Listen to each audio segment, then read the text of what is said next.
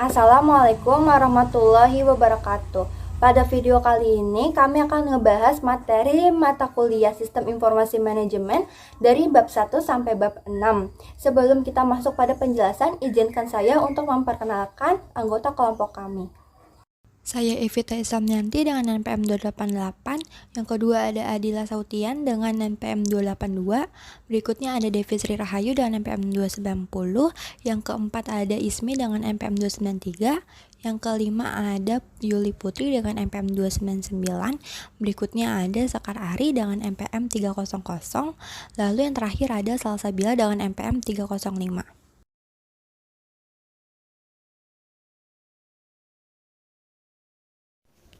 Pada materi pertama ini kita akan membahas konsep dasar sistem informasi manajemen. Sistem informasi manajemen ini secara terminologi adalah kegiatan yang dilakukan oleh sekelompok unsur dalam sebuah organisasi yang saling terkait dalam usaha memecahkan suatu masalah dengan memanfaatkan sumber daya manajemen sehingga sampai pada sebuah pemberian informasi untuk mendukung pengambilan keputusan.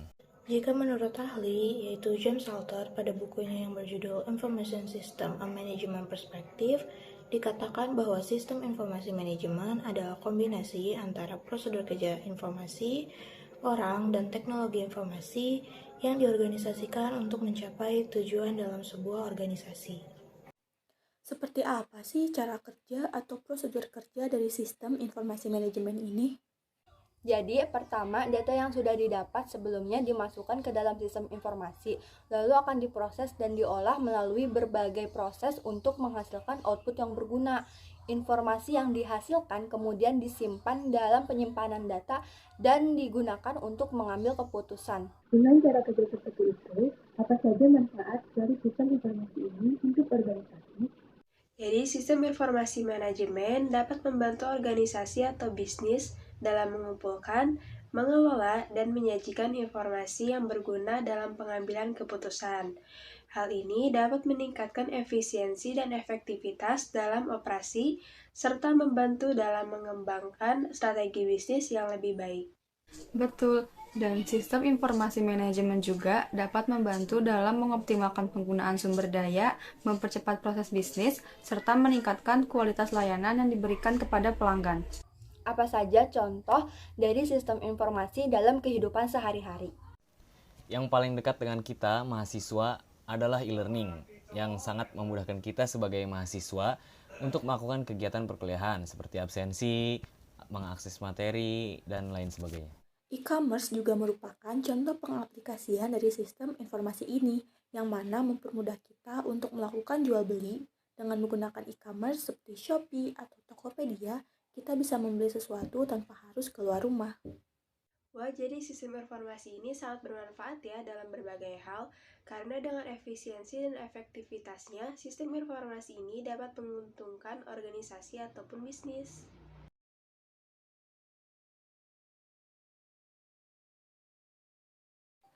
Pada bab kedua ini mengenai informasi, menurut saya sendiri, informasi merupakan suatu hal yang penting karena informasi adalah hasil dari pengolahan data yang berisi makna dan juga pesan yang akan disampaikan dan dimengerti oleh penerima.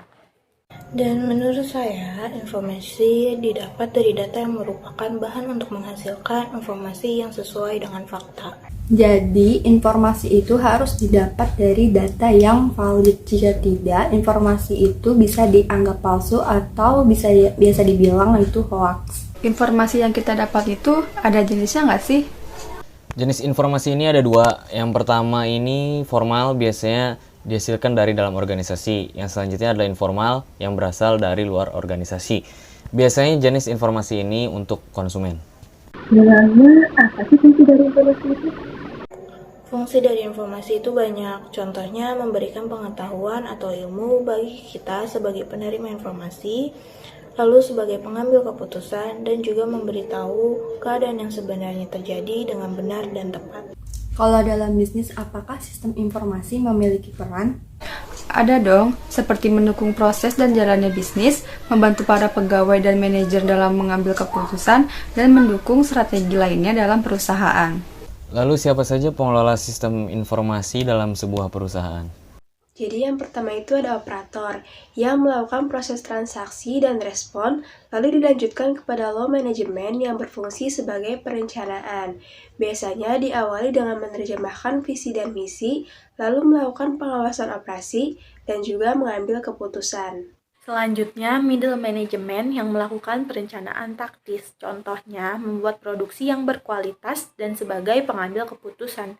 Dan yang paling atas adalah top management yang melakukan perencanaan strategis, kebijakan, dan juga sebagai pengambil keputusan. Untuk tujuan sistem informasi manajemen juga berhubungan dengan fungsi manajemen, yaitu perencanaan, pengorganisasian, dan pengendalian kegiatan perusahaan.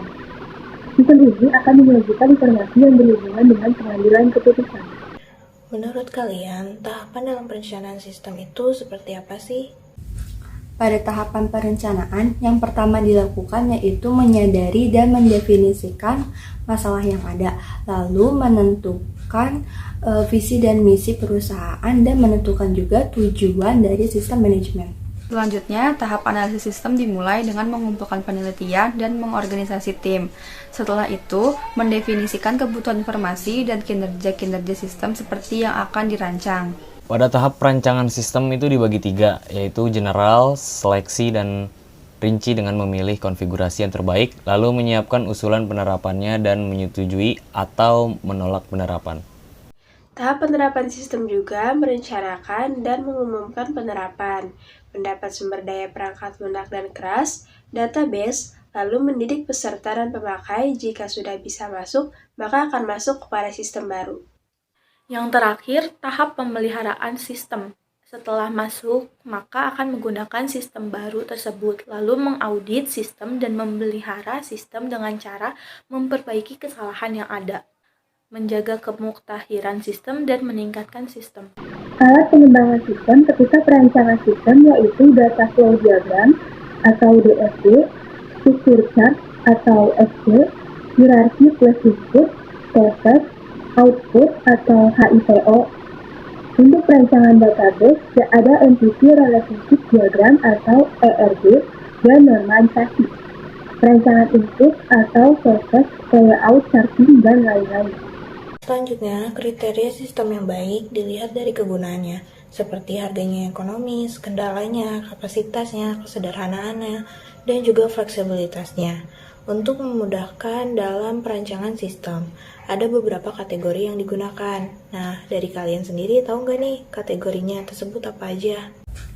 Pertama, global based system. Merancang sistem merubah komponen sistem dari yang lama menjadi baru. Karena adanya perubahan strategi bisnis, jika ada perubahan, maka sistemnya juga akan mengalami perubahan. Yang kedua, group based system. Biasanya digunakan pada kantor cabang atau departemen sekelompok pengguna.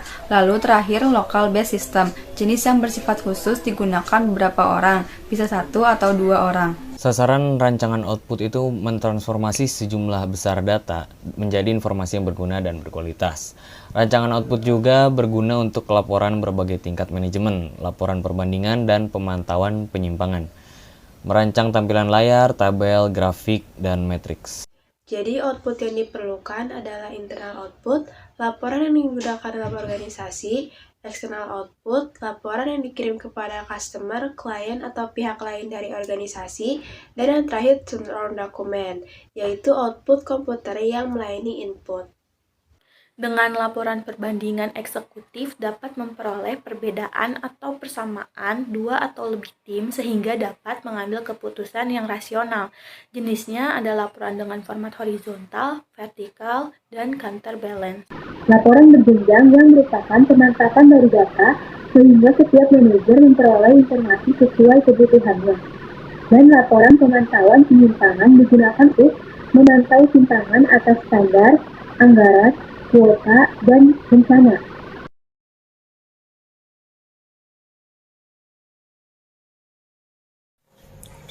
Nah, setelah kita bahas mengenai materi 1 dan 2, sekarang kita bakal bahas nih mengenai peranan sistem informasi dalam bisnis. Selain perannya dalam memberikan informasi, sistem informasi mempunyai 3 tugas utama dalam organisasi. Yang pertama, mendukung kegiatan usaha ataupun kegiatan operasional di dalam perusahaan. Yang kedua, mendukung para manajemen dalam pengambilan keputusan yang baik. Dan yang ketiga, untuk mempersiapkan strategi agar nantinya dapat bersaing dengan perusahaan lain. Sebenarnya peranan sistem informasi untuk operasi bisnis itu buat apa aja?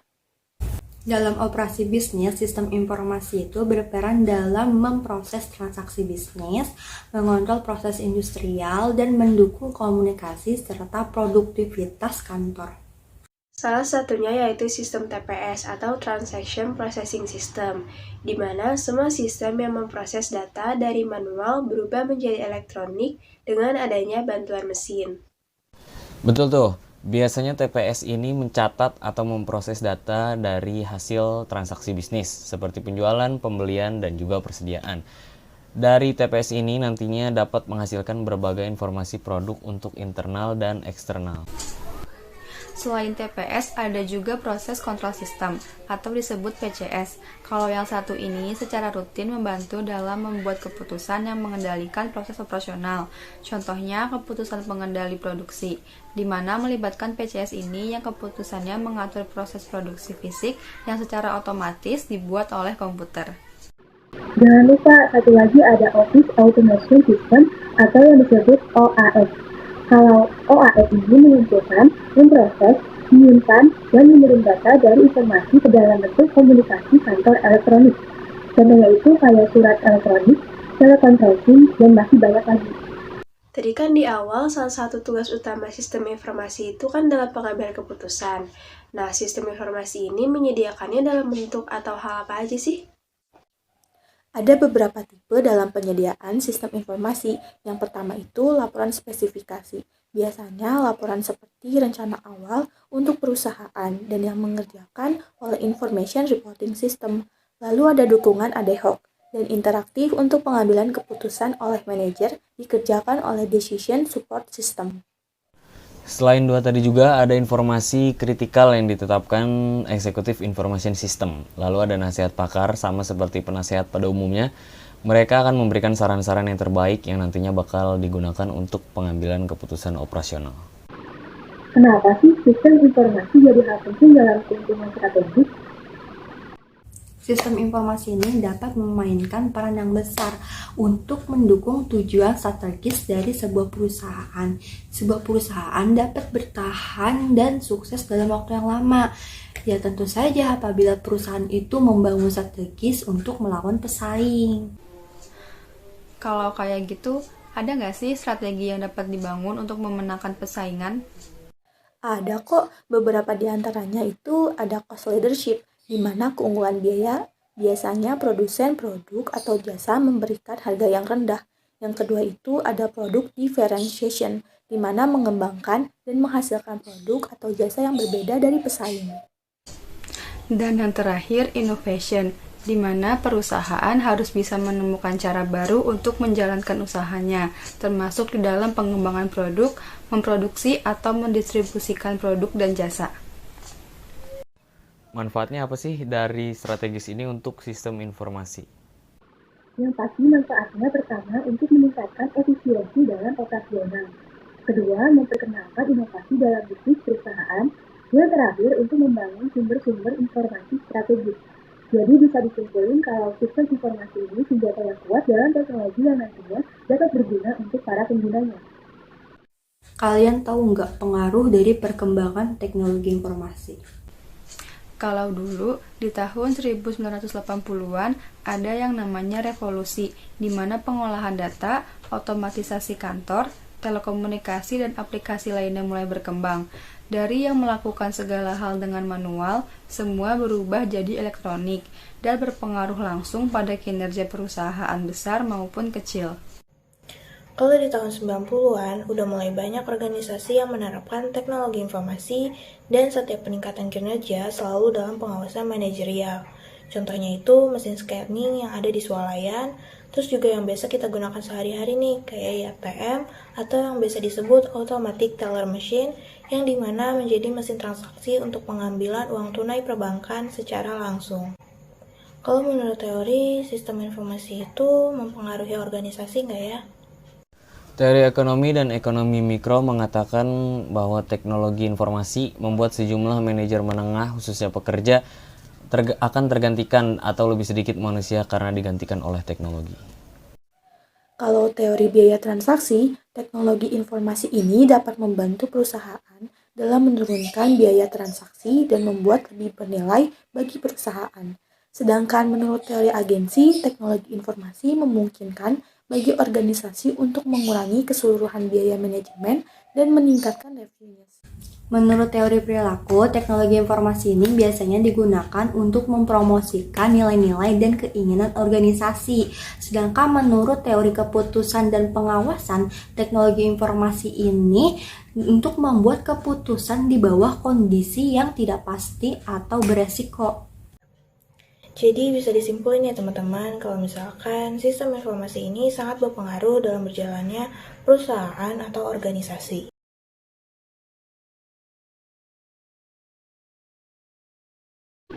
Materi kali ini akan membahas mengenai visi dan rancangan sistem informasi. Ketika akan menerapkan teknologi informasi, setiap organisasi atau perusahaan membutuhkan visi dan rancangan sistem informasi. Kira-kira kenapa visi dan rancangan informasi dibutuhkan oleh organisasi atau perusahaan? Hal ini karena penerapan atau aplikasi informasi tidak akan pernah dikelola oleh satu orang saja. Penentuan sumber daya informasi perusahaan dapat membantu mengkomunikasikan bagaimana keadaan masa depan dan membantu memberikan pemahaman yang konsisten dalam pembuatan keputusan. Tidak hanya itu, penentuan rancangan sistem informasi juga membantu pembuatan keputusan tentang bagaimana bisnis sistem informasi akan dijalankan. Jadi yang dimaksud dengan visi informasi dan rancangan teknologi informasi itu apa sih? Menurut Martin, visi informasi adalah ungkapan tertulis tentang keadaan masa depan yang diharapkan untuk kepentingan pengguna informasi dan manajemen organisasi. Sedangkan rencana teknologi informasi adalah cara sumber daya informasi seharusnya digunakan untuk mencapai visi informasi. Tambahan lagi nih, visi dan rancangan informasi dibuat dalam bentuk seperangkat pedoman tertulis, kebijakan, gambar-gambar, dan aturan-aturan di mana perusahaan harus beroperasi dan membuat keputusan. Sebelum merancang sumber daya teknologi informasi yang akan digunakan, apakah ada hal-hal yang perlu kita perhatikan? Tentu ada. Kita perlu mengetahui keinginan dan harapan organisasi terhadap pengguna informasi. Harapan-harapan tersebut membutuhkan pemahaman terhadap bisnis di masa depan dan peran informasi dalam dunia persaingan di masa depan. Kalau menurut teman-teman, cara untuk menciptakan visi informasi itu bagaimana? Cara menciptakan visi informasi yaitu kita tentuin dulu perkiraan perubahan lingkungan persaingan bisnis dan bagaimana perusahaan bisa memanfaatkan teknologi tersebut. Lalu menentukan implikasi penggunaan informasi yang akan digunakan, dan yang terakhir, mendokumentasikan visi informasi. Ternyata proses pembuatan visi informasi itu tidak mudah ya. Makanya diperlukan pemahaman mengenai kebutuhan akan masa depan dan penentuan keseimbangan aspek manajerial dan teknologi informasi. Gimana sih agar visi dan rancangan sistem informasi yang kita buat bisa sukses? Kita perlu memperhatikan beberapa syarat, seperti orang-orang yang berpartisipasi dalam pengembangan, harus disadari adanya kompleksitas dan luasnya penerapan teknologi informasi, serta adanya fasilitator yang merupakan orang terpilih. Oh iya Kak, ada 7 langkah pengembangan visi dan rancangan informasi. Nah, itu apa aja sih? Langkah ke-1, review status organisasi saat ini. Langkah kedua, analisa arah strategi perusahaan. Langkah ketiga, kesadaran akan adanya kecenderungan teknologi. Langkah keempat, identifikasi visi untuk peran informasi. Selanjutnya langkah 5, menentukan rancangan teknologi informasi. Langkah 6, mengkomunikasikan visi dan rancangan. Dan terakhir langkah 7, yaitu rencana perpindahan atau migration plan. Apakah bagi organisasi atau perusahaan, visi dan rancangan informasi memiliki manfaat? Tentu saja banyak sekali manfaatnya, seperti proses perencanaan lebih baik sebagai alat komunikasi untuk manajemen puncak, membantu pemasok sistem, dan menciptakan suatu keterikatan bagi keputusan. Tidak hanya itu, manfaat lainnya seperti pencepatan integrasi dan desentralisasi, pengevaluasian pilihan-pilihan, dan pemenuhan harapan manajemen. Jadi, dapat disimpulkan ya, kalau visi dan rancangan informasi itu memiliki banyak manfaat, sehingga tidak heran jika visi dan rancangan informasi sangat dibutuhkan oleh organisasi atau perusahaan.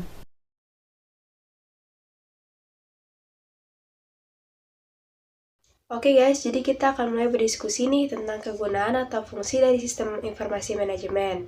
Kira-kira ada yang tahu nggak kegunaannya itu apa aja?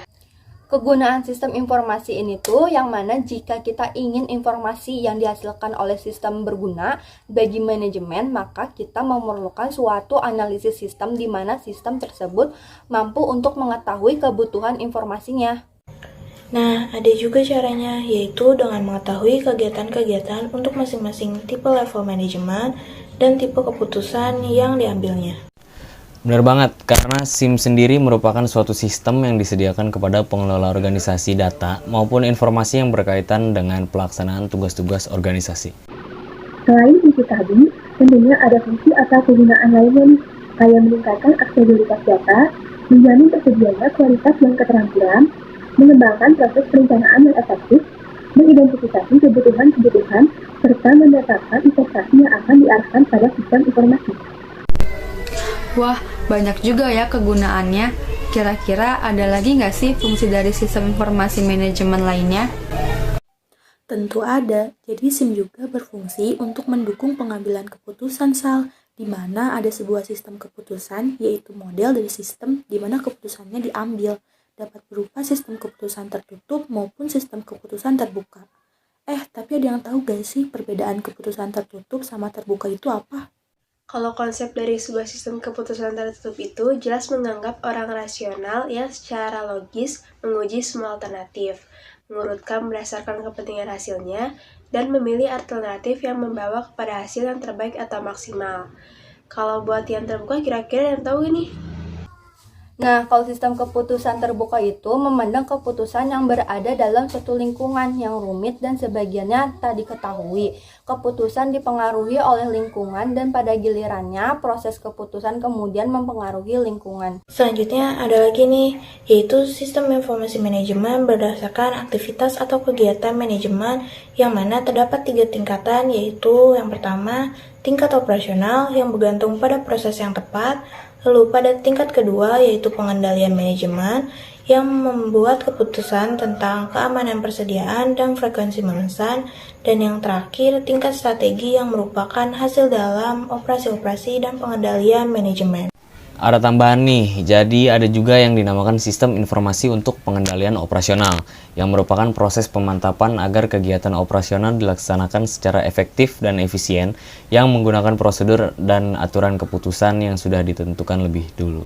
Benar banget, ada juga pendukung dalam pemrosesan untuk pengendalian operasi yang mana terdiri dari proses transaksi, proses laporan, dan proses pemeriksaan. Salah satu contohnya yaitu suatu transaksi kembalikan kembali persediaan menghasilkan suatu dokumen transaksi.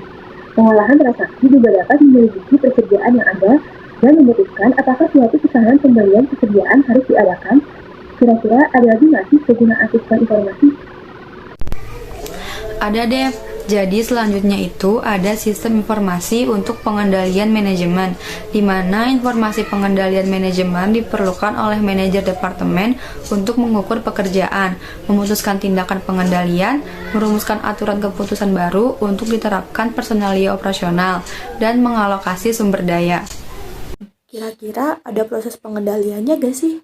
Ada Mi, jadi proses pengendaliannya itu memerlukan jenis informasi yang terdiri dari pekerjaan yang telah direncanakan, penyimpangan dari pekerjaan yang telah direncanakan, sebab penyimpangan, serta analisis keputusan atau arah tindakan. Selain proses pengendalian, ada proses lain nggak sih? Tentu aja ada, jadi ada yang namanya proses untuk mendukung keputusan kegiatan pengendalian manajemen, yang terdiri dari mode perencanaan dan anggaran, program laporan penyimpangan, model analisis masalah, model keputusan, serta model pemeriksaan. Ada juga yang namanya sistem informasi untuk perencanaan strategis, di mana tujuannya itu untuk mengembangkan strategi di mana suatu organisasi akan mampu mencapai tujuannya. Kira-kira ada informasi tambahan nggak sih mengenai sistem informasi untuk perencanaan strategis ini? Ada dong. Jadi, sistem informasi manajemen dapat memberi bantuan yang cukup pada proses perencanaan strategis. Misalnya, evaluasi kemampuan yang didasarkan atas data internal, proyeksi kemampuan mendatang, dan data pasar, serta persaingan yang mungkin bisa direkam dalam database komputer. Ada lagi nih sistem informasi yang terakhir, yaitu sistem informasi berdasarkan fungsi organisasi, di mana sistem informasi manajemen dapat dianggap sebagai suatu federasi subsistem yang didasarkan atas fungsi yang dilaksanakan dalam suatu organisasi. Wah, ternyata banyak juga ya fungsi dari sistem informasi ini. Jadi, kita bisa simpulin kalau dalam masing-masing subsistem fungsional sistem informasi ini terdapat aplikasi untuk proses transaksi, pengendalian operasional, pengendalian manajemen, dan perencanaan strategis.